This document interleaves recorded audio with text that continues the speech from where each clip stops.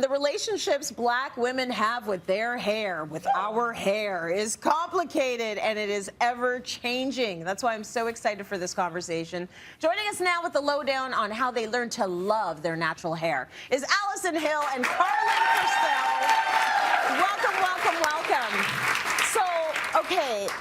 We have so much to talk about and so little time. Karlyn, let's talk about your hair journey. Absolutely stunning, both of you. How have you styled your hair throughout the years? Because it's ever changing. It's always changing. And I feel like my journey of learning to love my hair evolved with how I styled it. Because I started off with, like everyone else, you know, permed hair. Yes. Again, back to colonial times when permed hair was deemed to be the good hair. So I did that for a couple of years. And I find like the more I learned to love Karlyn, then I started taking more chances with her. Then I started loving my hair more. So I started exploring all the different ways that I can wear my hair. And this is why I've been able to do from weaves to braid to shaving it all off. You name it, I've done it. Colors, dyes, the whole nine, which I love that.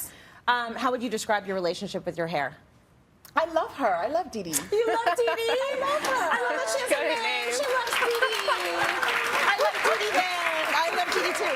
Did you love Dee Dee back then? Has that been an evolution? It's been an evolution. I didn't love her back then because if you are from the Caribbean, then I think most black women have a memory of your ears being burned, right? Speak on it. Who's been through the hot comb? Oh yeah, we were just talking about that. We all have the scars, and those scars are still internal. And I also have the, you know, oh, your hair is so hard, and the brushing your eyebrows all the way back. Yes. And so there are some very painful memory, but what I've learned to realize is that my parents and the people who took care of my hair, they thought that this was the right way to love.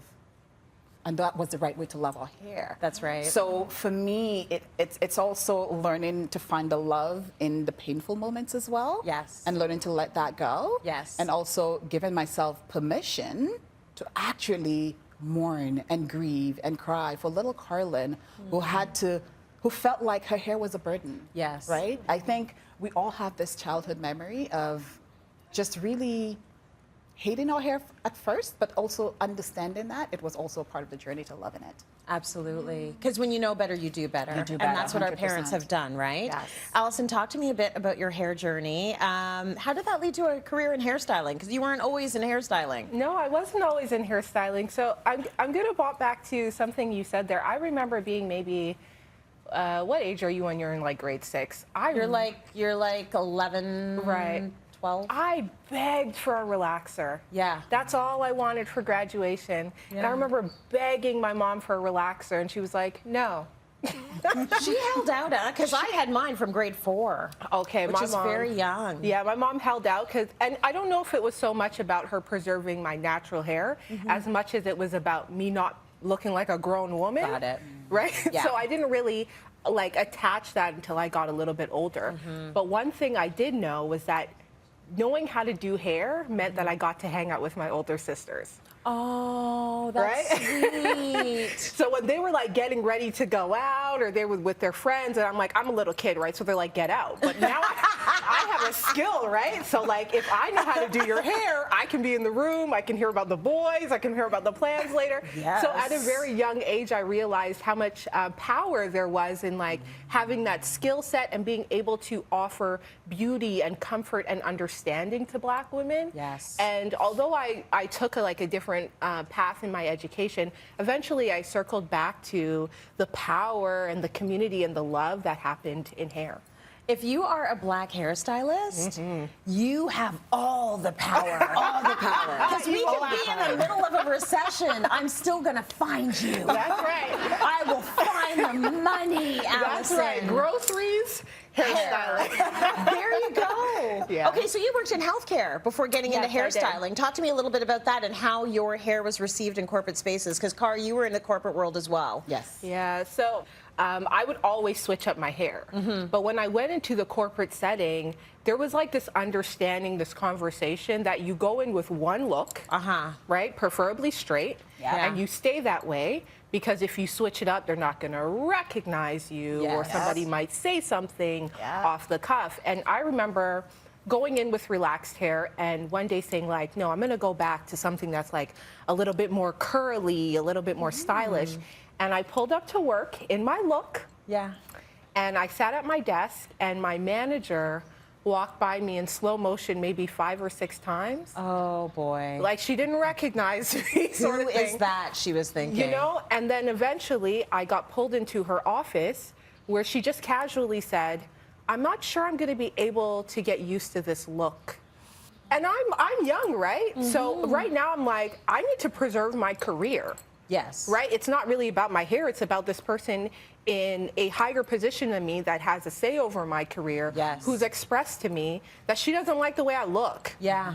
It's a Right? problem. Exactly. And I remember going to the bathroom and not knowing if I should take the hair out, if I should cry, if I should hide, not knowing if there was going to be consequence to my hair looking like this.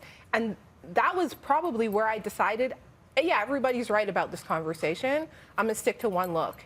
And I stayed with my relaxed hair until I left the corporate setting. Listen, I get it. You're looking at someone who was also nudged very strongly for a year to change my hair, right? And it's like, I said this to my husband yesterday, being a black person is a lesson in humiliation again and again and again. There's always someone telling you that there's something wrong. Yeah. Your bum's too big, your hair, it's not the norm. Like, it's just, it's a constant barrage, and it nips and nips and nips at you. So always forgive yourself for making the decision to not fight the battle. Yes. There's so many battles for us to fight. Absolutely. Right? Yeah. Okay, so I love your mantra at Hill Studio, which is good hair, good energy, good hair.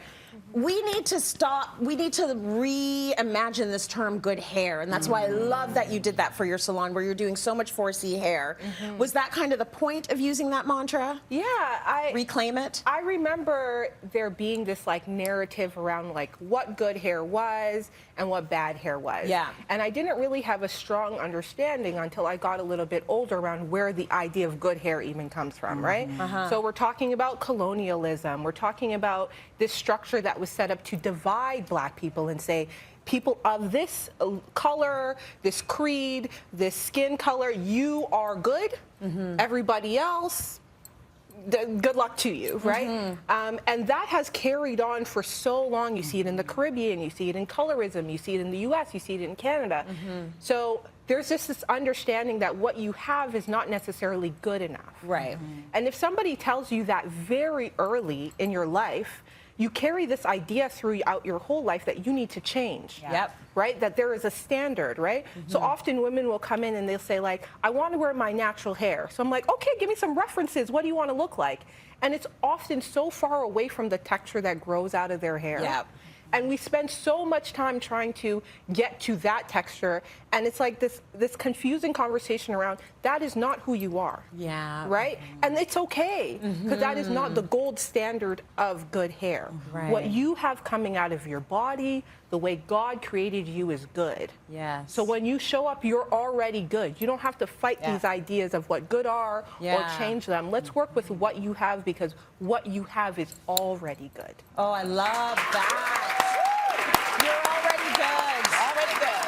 Let's talk about the term natural when it comes to our hair. Can black women love their hair if it's not in an afro? Yes, absolutely. Going back to what Allison just said, you're already good. And I Yeah. think the reason why we battle with the definition, we don't see enough representation of ourselves on main screen. Like cultural racism continue to erase us, right? In terms of seeing us in our full spectrum of beauty. So you can love your hair if it's not in an afro. And I'll also say that you can also be natural and love your hair if you wear wigs, weave. It doesn't matter how you style your hair, but also this is the magic of the black woman. Right. You can style your hair however you want, and natural, I think, is a term that sometimes we tend to judge each other if your hair is not, quote unquote, out in its full natural form. But based on whose standards? Exactly. Right? Yeah. We decide what's natural. Right. We decide what's good. What's going to be good in your lifestyle? Because now I think I should make it clear, no one's telling me how I have to wear my hair on the show. No. I don't want anyone to. It's good. Yes, it's good. I can take it off. But I don't, because I'm lazy. But I love I love that we're getting back to us. and it's something that I'm very specific and intentional about with my kids. I'm like, the hair is a TV hair, kids. You see real mommy at home, okay? She's with us. And my girlfriends and my parents. Yes. Thank you both for sharing with us. You have more? I have more, you know. There's more. We are celebrating Black Heritage Month, and this is a brand called Kyle. Kyle means ancestor in French Creole. It's actually from St. Lucia. Thank I wanted to, just really show love, because Black women. Success planner. Yes. Thank Black you. women I look often forward to don't this get every enough year. love, so I wanted to gift both of you from Kyle. Beautiful hair products from the Caribbean. Thank you so much. I have to say, I do get quite a bit of love because I get a lot of great people on the show and a lot of great viewers in the audience. So thank you for the